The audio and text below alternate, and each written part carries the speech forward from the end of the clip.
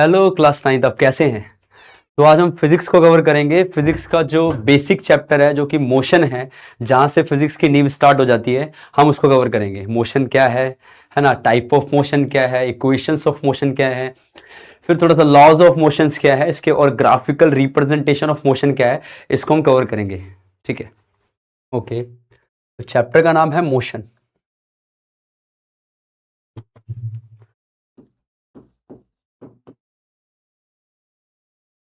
Chapter का नाम है मोशन। ठीक है, मोशन को हम कैसे डिफाइन कर सकते हैं? ये लिख सकते हैं the movement of body, the movement of body with the respect to the time, with the respect to the time। या लिख सकते हैं कि the change of position, the change of position, the change of position of the body with the respect to the time। Okay, explain कर देते हैं कि क्या बोलने की कोशिश कर रहा है ये। ओके, इसका पेन पतला करके। ओके, मान लेते हैं कोई एक ऑब्जेक्ट है, मान लो कि एक ऑब्जेक्ट है। ठीक है, ये एक ऑब्जेक्ट है जो कि रेक्टेंगुलर है। ऑब्जेक्ट ए नाम रख देते हैं इसका। ठीक है, तो ऑब्जेक्ट ए क्या कर रहा है, टी टाइम में, कितने टाइम में, टी टाइम में वो बी पोजीशन पे आ चुका है, डिस्प्लेस होकर के, डिस्टेंस कवर करके। तो यहां तक का इसने डिस्टेंस कवर किया है, और डिस्टेंस कवर किया है टी टाइम में। तो वो ऑब्जेक्ट को हम क्या बोलेंगे, ऑब्जेक्ट किस में है, ऑब्जेक्ट है मोशन में। ऑब्जेक्ट किस में बोलेंगे, ऑब्जेक्ट है मोशन में। या तो ऑब्जेक्ट मोशन में होगा, या ऑब्जेक्ट रेस्ट पर होगा। रेस्ट पर है तो टाइम के रेस्पेक्ट में उसकी पोजीशन चेंज नहीं हो रही। अगर वो मोशन में है तो टाइम के रेस्पेक्ट में उसकी पोजीशन चेंज हो रही है। ध्यान रखना, टाइम के रेस्पेक्ट में पोजीशन चेंज होती चली जाएगी। ओके, ठीक है, आगे बढ़ते हैं, थोड़ा सा देख लेते हैं आगे।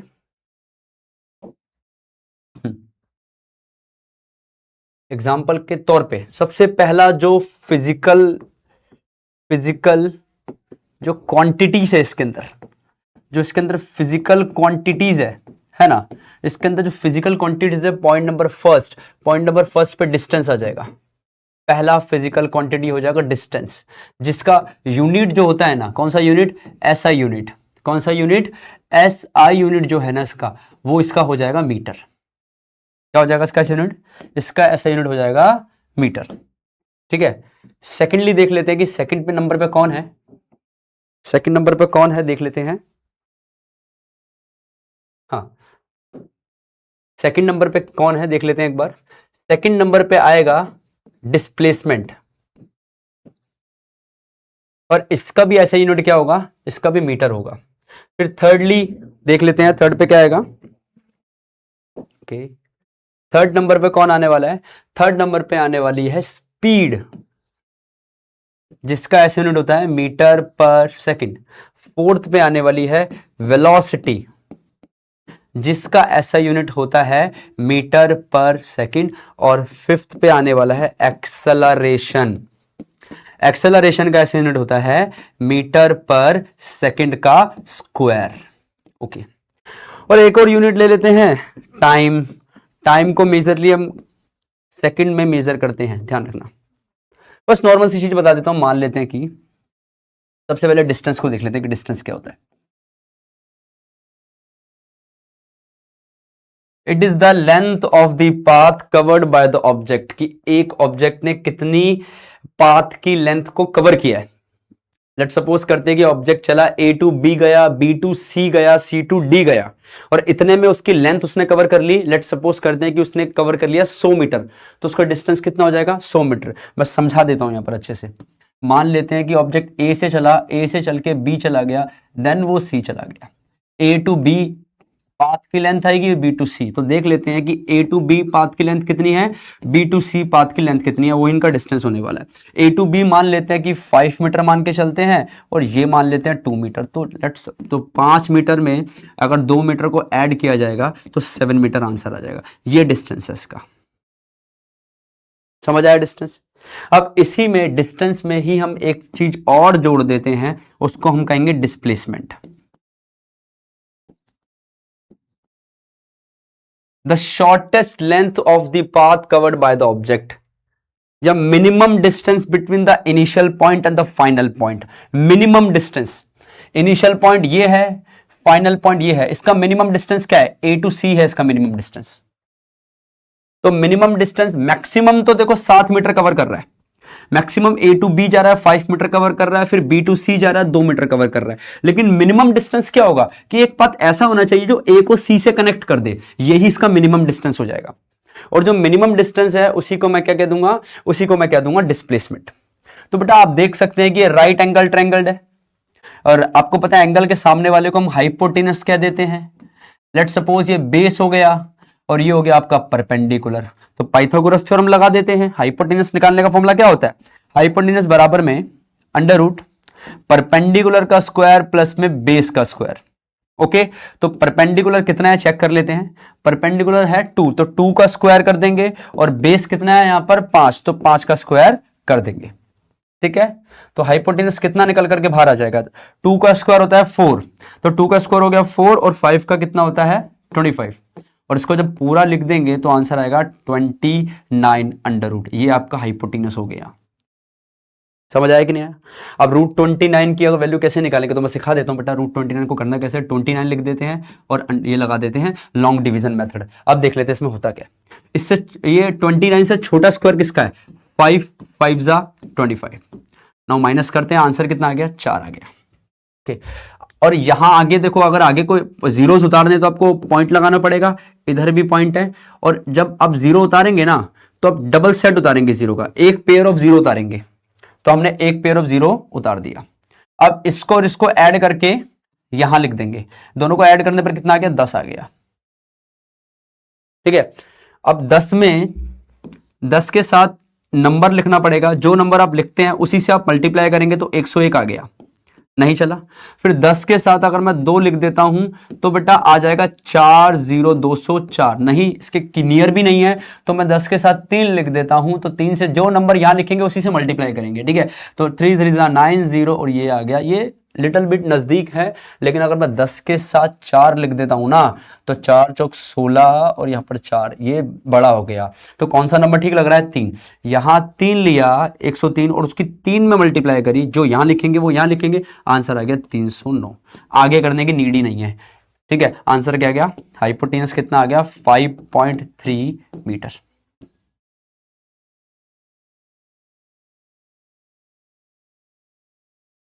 Okay, what is the distance over here? It is the longest path covered by the object.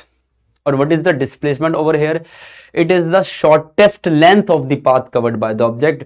Yeah, it is the minimum distance between the initial point and the final point. Minimum distance between the initial and the final point. Those quantities are same, but they differ from definitions.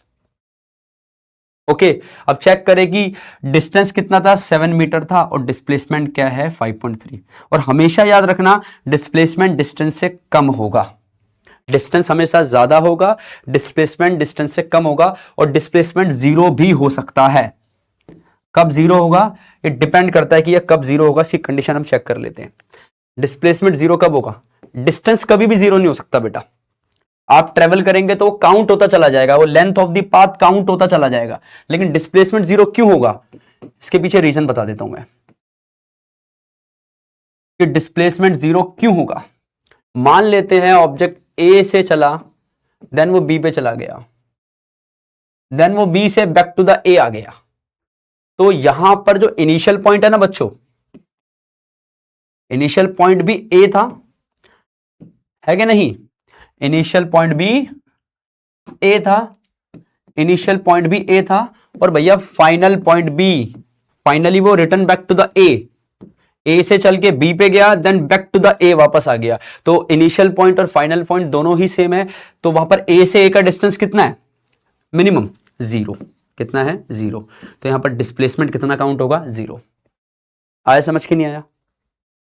एक question भी NCERT में, Usha swimming करती है, 90 metre लंबा pool है, एक बार check कर लेना कि 90 मीटर लंबा पूल है, वो यहां से यहां जा रही है, 90 मीटर तैर के जा रही है, फिर she returns back to the A, again वो 90 मीटर को ट्रेवल कर रही है।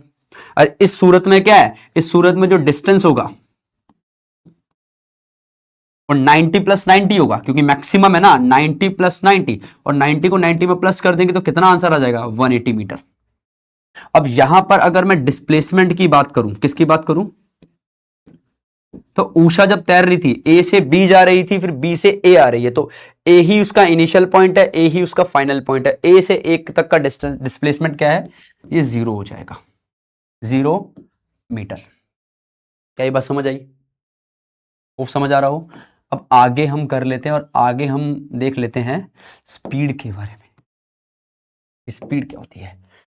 तो जब हम स्पीड की बात करते हैं तो बेटा स्पीड का फॉर्मूला होता है distance, distance divided by time. ये आपका स्पीड का फॉर्मूला है, distance divided by time. It is the distance covered in 1 second, या distance covered per unit time. Distance cover per unit time, 1 second में कितना डिस्टेंस कवर कर रहा है, वो ही स्पीड है।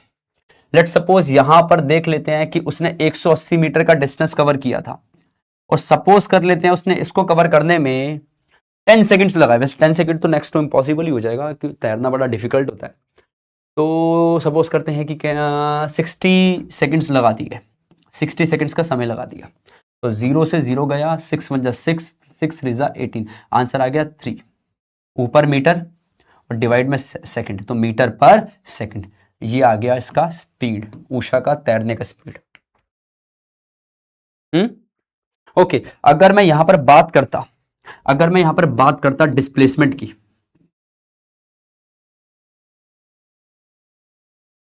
अगर मैं बात करता डिस्प्लेसमेंट की, तो डिस्प्लेसमेंट कह रहा हूं, अगर मैं बात करता वेलोसिटी की,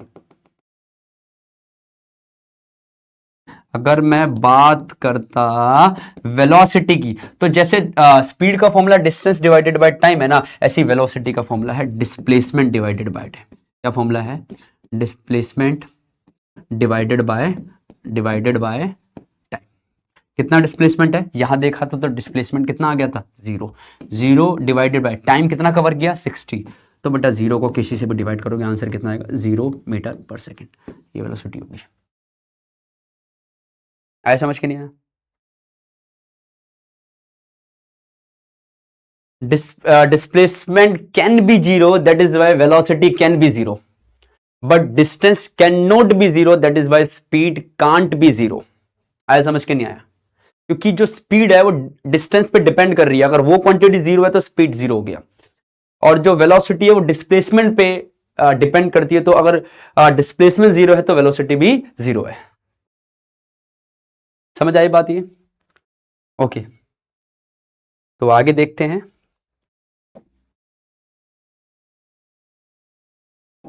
चलो आगे देखते हैं, तो हमें दिखेगा आगे, सब आगे देखने पर पता लगेगा एवरेज स्पीड क्या है। क्या चीज, एवरेज स्पीड क्या है, क्या क्या है, एवरेज स्पीड क्या है, सॉरी, एवरेज स्पीड क्या है? एवरेज स्पीड का फॉर्मूला होता है total distance divided by total time, total distance divided by total time. Okay, suppose करते हैं कि एक ऑब्जेक्ट है, वो ए टू बी गया, देन बी टू सी गया। ए टू बी जाने में उसने कवर किया 50 मीटर, और बी टू सी उसने कवर किया 60 मीटर, और ए टू बी जाने में उसने 5 सेकंड ले लिए, और बी टू सी जाने में उसने ले लिए 7 सेकंड्स। अब मुझे एवरेज स्पीड बतानी है इसकी, तो कैसे पता लगेगा? तो बेटा फॉर्मूला आपके सामने है, टोटल डिस्टेंस 50 प्लस 60, ये टोटल डिस्टेंस हो गया। टोटल टाइम क्या होगा, 5 सेकंड प्लस 7 सेकंड। आगे सॉल्व करने में 50 60 कितना हो गया 110 और 7 5 हो गए 12। ओके अब इसको सॉल्व करते हैं। 2 के टेबल से 6 पे जाएगा, 2 के टेबल पे 5 और 5 पे जाएगा और इसको पूरा सॉल्व करेंगे तो 55 कितने पे आएगा 6 9 दा 54 1.0 6 1 जा 6 फिर कितना आ गया 40 तो 6 इतना एक डिजिट बहुत है कि आगे करना चाहते तो कर दो 6 6 36 हो गया आपका फिर 40 ये रिपीट होता चला जाएगा मतलब 9.16 करके इसका आंसर है मीटर पर सेकंड। ये उसका स्पीड है। कोई दिक्कत? ओके अगर कोई दिक्कत नहीं है तो एक चीज और नई सीख लेते हैं कि बच्चों एक चीज ध्यान रखना, आपको ना स्पीड जो है ना जान के एग्जामिनर बताए स्पीड किस में देता है ये आपको दे के रखेगा। लेट्स सपोज किलोमीटर पर 50 किलोमीटर पर आवर और आपको कहेगा क्वेश्चन सॉल्व करो। तो बेटा पहली चीज ध्यान रखना कि स्पीड किलोमीटर पर आवर में होती तो है लेकिन ये ऐसा यूनिट नहीं है। ये क्या नहीं है इसका ऐसा यूनिट नहीं है। तो उसका ऐसा यूनिट क्या है देख लेते हैं। जैसे किलोमीटर पर आवर है ना, जो किलोमीटर पर आवर है शॉर्टकट बता रहा हूं मैं आपको, ठीक है, जितना किलोमीटर पर आवर है उसको मल्टीप्लाई कर देना कितने कितने से 5 कितने से मल्टीप्लाई करेंगे यहां पर 5 डिवाइडेड बाय 18 से और यहां पर जो आंसर आएगा वो मीटर पर सेकंड में आ जाएगा। ऊपर 5 नीचे 18। लॉजिक बता देता हूं।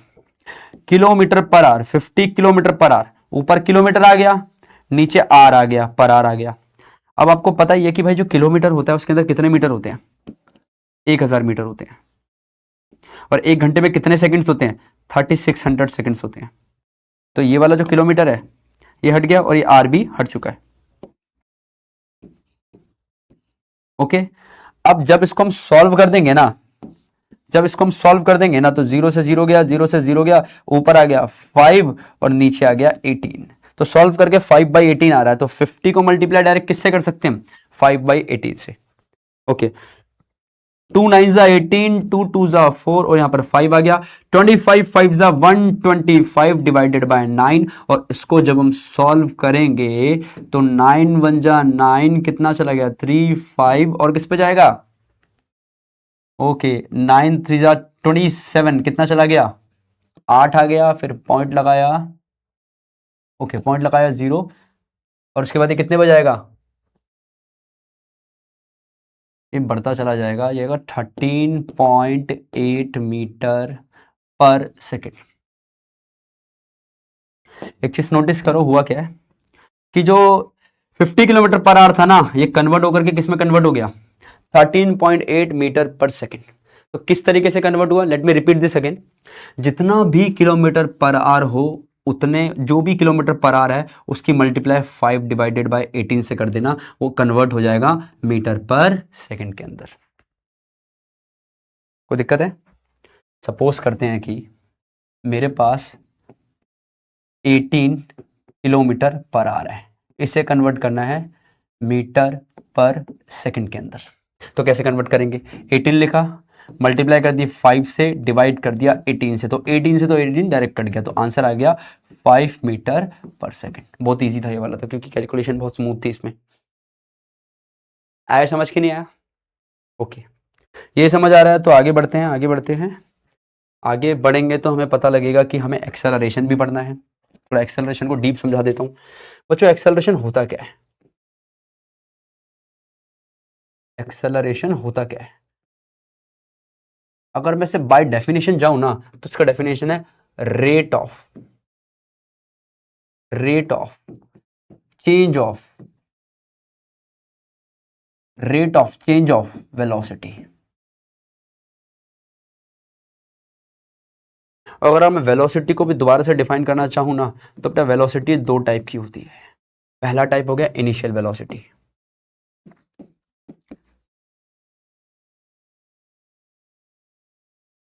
और दूसरा टाइप हो गया फाइनल वेलोसिटी। 2 तरीके की वेलोसिटी होती है। इनिशियल वेलोसिटी को रिप्रेजेंट करते हैं यू से और फाइनल वेलोसिटी को रिप्रेजेंट करते हैं वी से। क्या बात समझ आई? ओके अब देख लेते हैं कि rate of change of velocity, rate of change of velocity. इसका मतलब क्या है, पहले लिख दिया एक्सेलरेशन,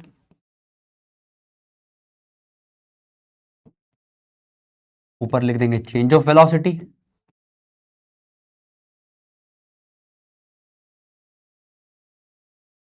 नीचे लिख देंगे रेट के लिए क्या करते हैं, टाइम से डिवाइड कर देते हैं, तो टाइम से हमने डिवाइड कर दिया।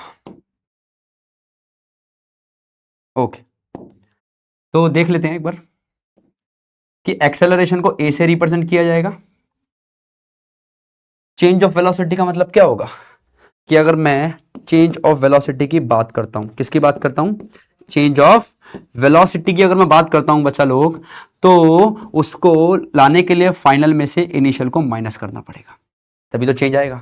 कि बाद की वेलोसिटी क्या थी, सपोज करते हैं कि जो स्टार्टिंग में वेलोसिटी है वो 5 मीटर पर सेकंड है, और जो बाद में वेलोसिटी है वो 7 मीटर पर सेकंड है। ये यू वेलोसिटी है, ये वी वेलोसिटी है, टाइम मान के चलते हैं 5 सेकंड। अब एक्सेलरेशन कितना होगा, ठीक है, ये बात समझना अच्छे से कि ये u वेलोसिटी है, ये v वेलोसिटी है, और ये टाइम है, तो एक्सेलरेशन पता करना है, चलो कितना होगा। Okay, acceleration change of velocity, change of velocity का फॉर्मूला क्या था, v माइनस यू, तो v minus you divided by time. देखो चेंज ऑफ वेलोसिटी की जगह v minus you divided by time. आगे सॉल्व करते हैं, v कितना है, v है 7, तो भैया यहां लिख दिया 7 माइनस u कितना है, u है 5, और टाइम कितना है, टाइम चेक करेंगे तो 5। ठीक है, ओके, अब दोनों को सॉल्व करेंगे, 7 में से 5 के तो आंसर कितना आ गया, 2 डिवाइडेड बाय 5। ऊपर बच गया मीटर पर सेकंड, नीचे बच गया सेकंड।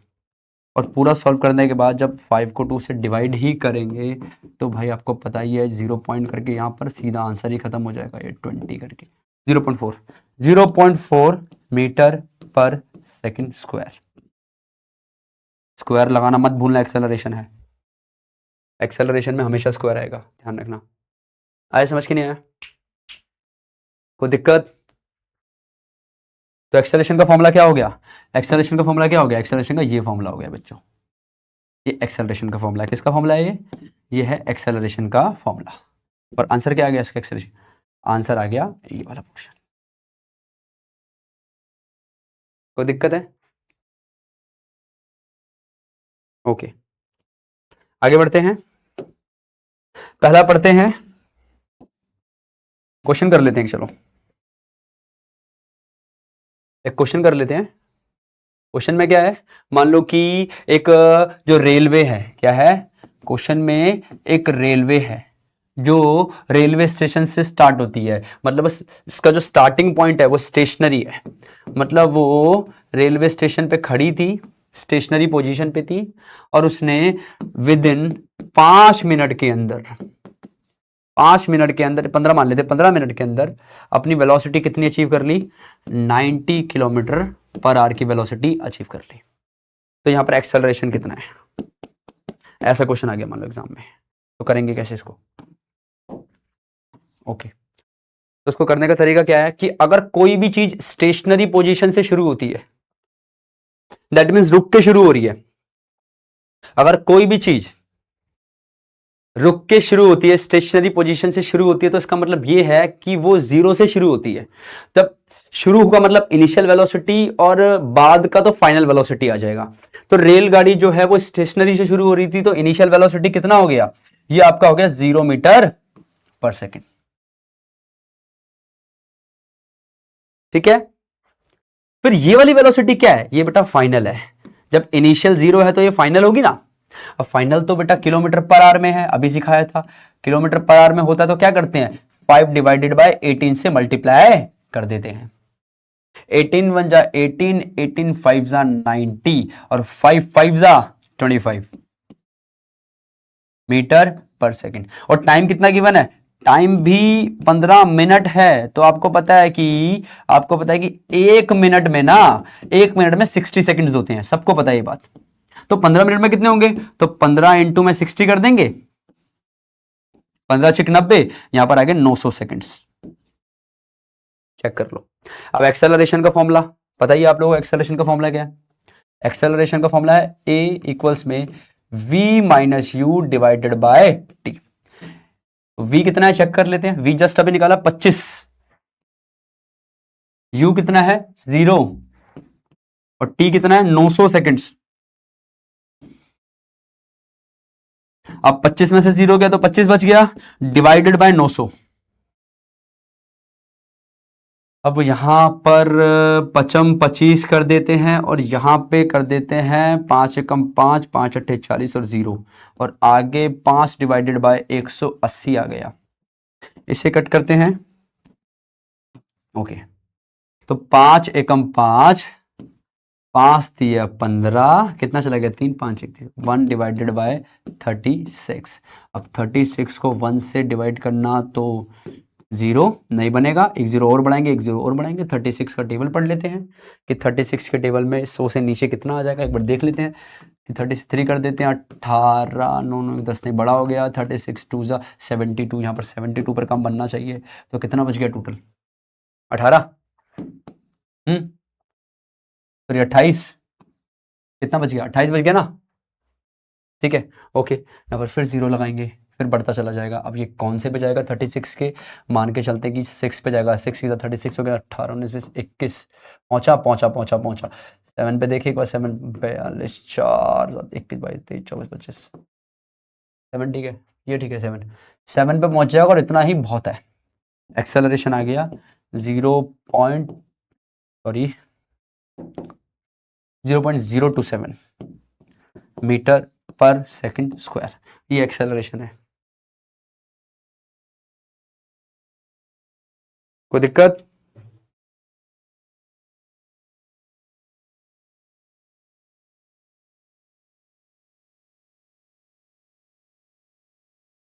ओके, आगे बढ़ते हैं। कुछ इक्वेशंस ऑफ मोशन पढ़ लेते हैं, इक्वेशंस ऑफ मोशन पढ़ लेते हैं। ठीक है, बहुत ज्यादा जरूरी है एग्जाम पॉइंट ऑफ व्यू से इक्वेशन ऑफ मोशन। ठीक है, ये बहुत ज्यादा ही जरूरी है एग्जाम पॉइंट ऑफ व्यू से। तो फर्स्ट इक्वेशन ऑफ मोशन क्या है बता देता हूं, वो है आपका v इक्वल्स में u प्लस में a t। ठीक है, और सेकंड इक्वेशन ऑफ मोशन क्या है, यह है s इक्वल्स में ut plus half a t square. और थर्ड इक्वेशन ऑफ मोशन क्या है, 2as इक्वल्स में v स्क्वायर माइनस में u स्क्वायर।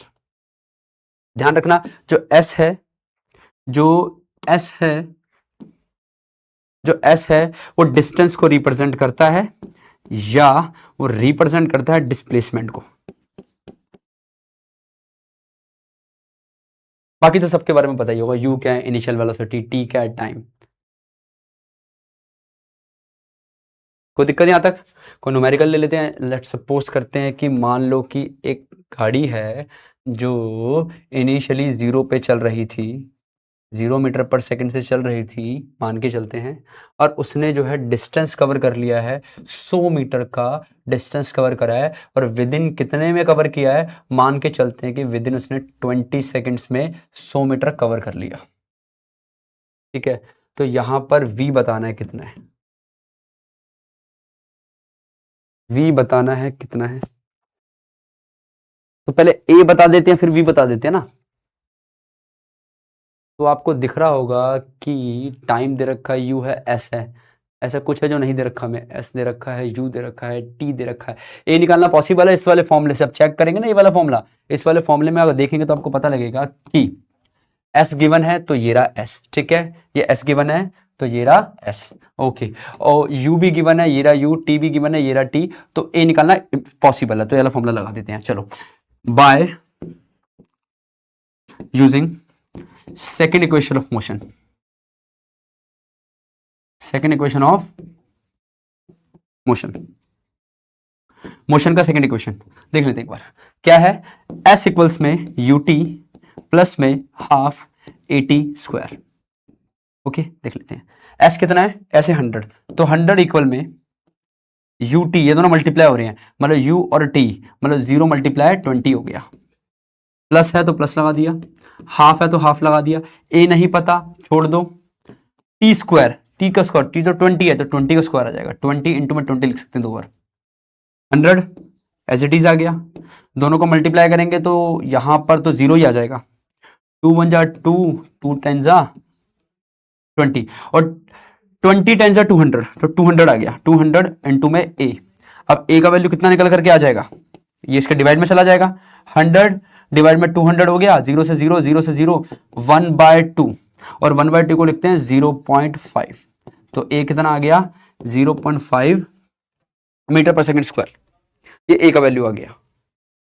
निकालने के लिए बोला था वी, तो वी कैसे निकालेंगे, वी को निकाल लेते हैं, फर्स्ट इक्वेशन लगा देते हैं, v इक्वल्स में u प्लस में 80 फर्स्ट लगा देते हैं, ये तो कवर हो गया पूरा, ठीक है फर्स्ट लगा देते हैं। v कितना है नहीं पता, छोड़ दो, u कितना है 0 यहां से उठा लिया, 80 a कितना है, a अभी निकाला 0.5 और t कितना है 20, यहां से देख सकते हैं t 20 है, कोई दिक्कत। v ये तो 0 हो गया, हटा दो, इन दोनों को सॉल्व करते हैं, पॉइंट हटा के 10 लगा देते हैं, 0 से 0 कट हो गया, 2 5 जा 10, आंसर आ गया 10 मीटर पर सेकेंड, ये आंसर आ गया। कोई दिक्कत है यहां तक, 10 मीटर पर सेकेंड करके आंसर आ गया इसका, ओके। अच्छा था क्वेश्चन, चलो क्वेश्चन वो देख लेते हैं। मान लेते हैं एक ऑब्जेक्ट है, सपोज करते हैं एक ऑब्जेक्ट है, उस ऑब्जेक्ट को एक हाइट से ऑब्जेक्ट गिर रहा है नीचे की तरफ ऑब्जेक्ट गिर रहा है, हाइट से ऑब्जेक्ट गिर रहा है नीचे की तरफ, नीचे गिर रहा है ना, और गिरते समय उसका एक्सेलरेशन मान के चलते हैं 10 मीटर पर सेकंड स्क्वायर है, ये इसका एक्सेलरेशन है गिरते समय, और हमें टाइम बता दो कि वो नीचे आने में ना उसने 5 सेकंड्स लगाए हैं नीचे आने में, तो मुझे कोई बोल दे कि भाई वी बताओ, तो वी कैसे बताऊंगा, ऐसा क्वेश्चन आ जाए तो बच्चों ध्यान देना कि हमें क्या पता है, हमें गिवन क्या है पहले ये देख लेते हैं, हमें जो गिवन उससे काम चलाते हैं। पहले हमें ए गिवन है एक्सेलरेशन 10 मीटर पर सेकंड स्क्वायर, एक्सेलरेशन गिवन है, हमें टाइम गिवन है कितना है 5 सेकंड, ये हमें टाइम गिवन है, ओके। और हमें क्या गिवन नहीं है, हमें यू नहीं पता, हमें वी नहीं पता। देखो बेटा, यू को पता करने का तरीका क्या है कि अगर किसी हाइट पर एक ऑब्जेक्ट है ना, अगर किसी हाइट पर एक ऑब्जेक्ट है, सपोज करते हैं हाइट पर एक ऑब्जेक्ट है, तो ऑब्जेक्ट एक हाइट पर रखा है, अभी इसका इनिशियल कितना है 0 है, जब इसको छोड़ दोगे ना तो ये फाइनल में कुछ अचीव कर जाएगा, आया समझ की नहीं आया, फिर ये फाइनल में अचीव कर जाएगा, ओके। तो बेटा u तो कितना हो गया 0, अब फाइनल पता लगाते हैं कितना है, फॉर्मूला पता है u इक्वल्स में u प्लस में 80, u कितना है चेक कर लेते हैं, u है आपका 0, a कितना है, a चेक कर लो, a कितना है आपका 10 और t कितना है आपका 5, तो सीधा सीधा आंसर आ गया 50, ओके।